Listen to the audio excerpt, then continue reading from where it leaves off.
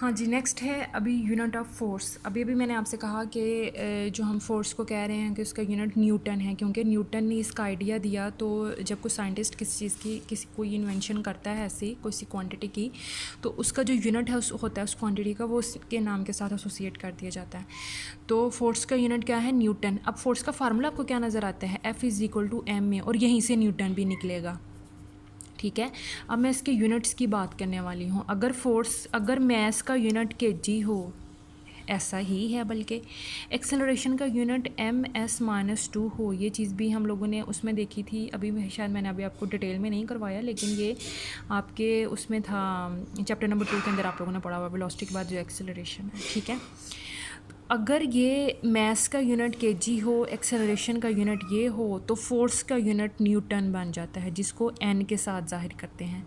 अगर आपने just letter symbol लिखना है तो एन लिखें, लेकिन अगर आपने इसको पूरा लिखना है ना तो फिर इसको यूं करके न्यूटन लिखें। ठीक है, इसको कैपिटल नहीं लिखना, बड़ा नहीं लिखना, यानी कि आपने इसको इस तरह नहीं करना।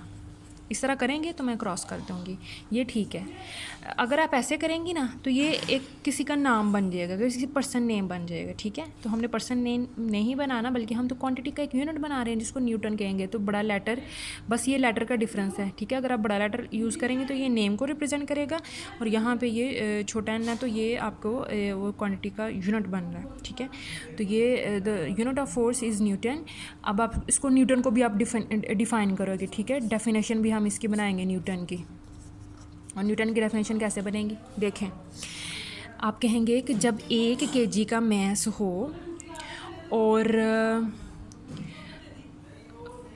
वो मूव कर रहा हो इस एक्सेलरेशन के साथ, 1 ms/2 की एक्सेलरेशन के साथ वो मूव करे, तो उसके अंदर उसके ऊपर जो फोर्स लग रही थी ना, तो वो 1 न्यूटन की फ़ोर्स होगी। ठीक है, तो आपने इसको ऐसे डिफ़ाइन करना है। आपकी बुक के ऊपर भी वो यही कहता है कि 1 न्यूटन इज़ द फोर्स।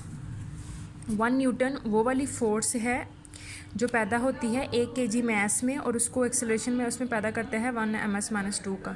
यानी कि ये जो आपको डेफिनेशन नज़र आ रही है उसको देख के ही इसका ये यूनिट बना हुआ है। फिर हम यूनिट की भी आगे से डेफिनेशन बनाते हैं, तो ये आपने ऐसे बनानी है।